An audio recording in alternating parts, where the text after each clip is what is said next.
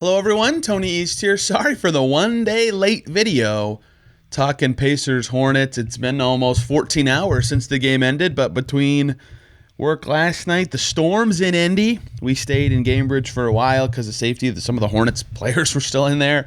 The storms were nuts. I drove home super slow. I didn't have any time to actually do this, and then I messed up recording my podcast and had to do it twice. So we'll do this the next day. Hope that is okay with everybody who still watches these on this channel as well. Let's talk some Pacers Hornets because, look, 14-point wins should feel good in the NBA. This one didn't, right? It didn't feel like the Pacers played awesome in this game, and it didn't really feel like a 14-point win during the game. The Pacers were up 1 in the middle of the third quarter. 5 minutes to go in the third quarter. It was 68-67, right?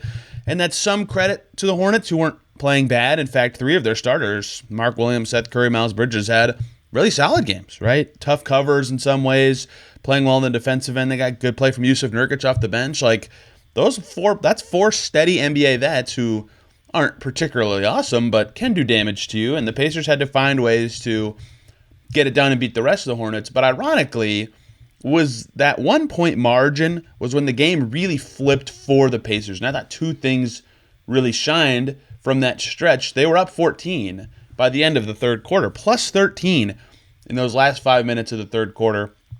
I thought, in a 14-point win, obviously that stands out, that stretch was the defining part of the game for the Pacers.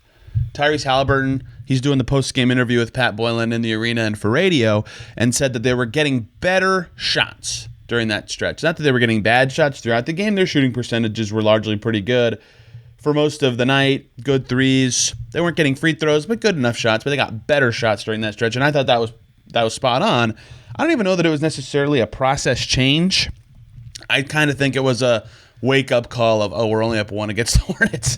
And T.J. McConnell came in at that time, and it was a McConnell, Haliburton, Walker, Toppin, Thomas Bryant lineup that scored almost every possession for 2 or 3 minutes, and the Hornets were making some shots along the way, but the Pacers' better shots really got them rolling in that stretch. They were getting in transition a little bit with some steals. McConnell was wiggling his way into the paint for some of his shots that last year felt like the most automatic shot in basketball.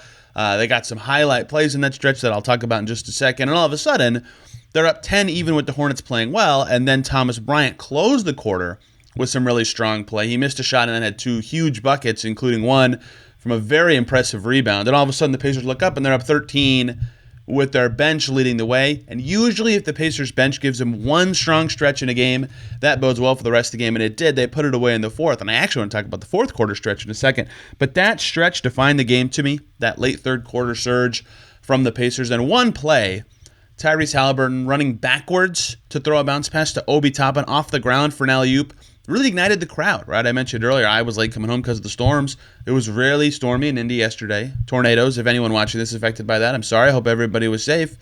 And so there wasn't a huge crowd. They're playing the Hornets on a Wednesday in April. Wasn't a huge crowd. That actually lit up the building in a way that I thought was significant for momentum the rest of the way. And I'm not as big of a momentum guy as some, but I thought that was a particularly important game for it, to get juice in the building and get the team feeling some sort of way for the rest of the game. That one play was worth more than 2 points. It was worth a lot of momentum and focus and energy for the Pacers, and it carried them through the rest of that quarter. And that stretch featured the Haliburton-McConnell duo, which has not been as effective this year as last year. The Pacers love those 2-point guard groups with 2 of Nembhard, McConnell, and Haliburton, as they should. It has suited them well for the last couple of years. Last year, that pairing of Haliburton and McConnell together was great, right? The Pacers won those minutes. They had pace, they had tempo, they had passing.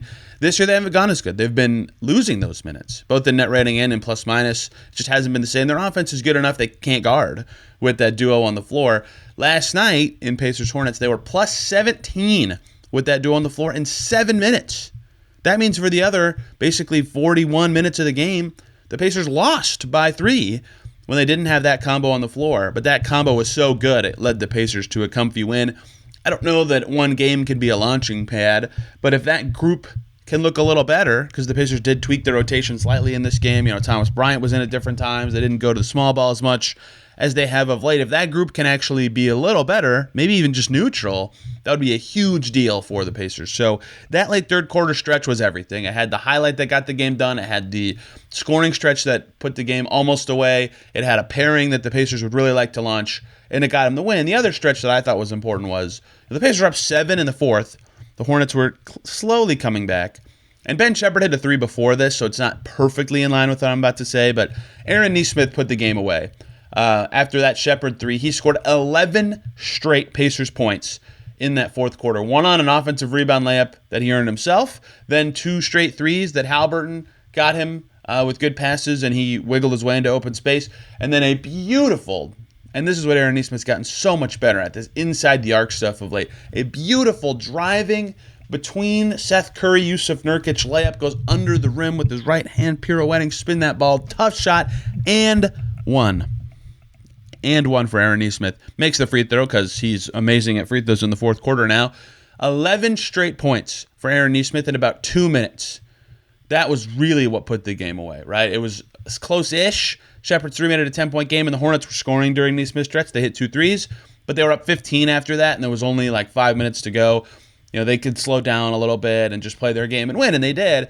So it was really those 2 stretches, the late third and the Nesmith flurry, that got this done for the Pacers. In fact, scoreboard-wise, you would be right to say, outside of those 2 stretches, which only amount to about 8 minutes of play, the Hornets actually won the game on the scoreboard, right? Again, not a pretty Pacers performance, and yet those 2 stretches were so good that it was enough for them to get a win. Apologies for the cut in the video. Just got a phone call just now. A couple other little things from this game to get to. The bench in general was quite good. The McConnell-Haliburton pairing was a big part of it, but McConnell with 7 assists in this game played well. Thomas Bryant was making quite a bit of shots. He was 5 for 7 from the field, 13 points, which neutralizes some defensive struggles he's had, and his rotation was different. They went bigger earlier in this game against a front line of Mark Williams and Yusuf Nurkic. I thought Thomas Bryant played pretty well. Jarris Walker made 3 threes, all of them in the last 5 seconds of a shot clock. Huge game from him in that way. Those are big swings.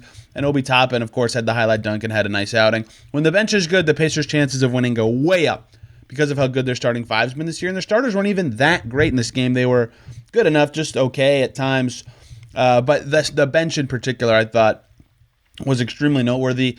Miles Turner returned from his illness right away, doing what he does against the Hornets, 15 points, 9 boards, some emphatic blocked shots for Miles Turner in this game. Pascal Siakam turned 32, podium game from him with 15 points and 6 rebounds. He's been the last little bit. I think he could use a night off more than just about anybody. And the Pacers vanquished the Hornets, a team that had beat them 11 of the last 15 times.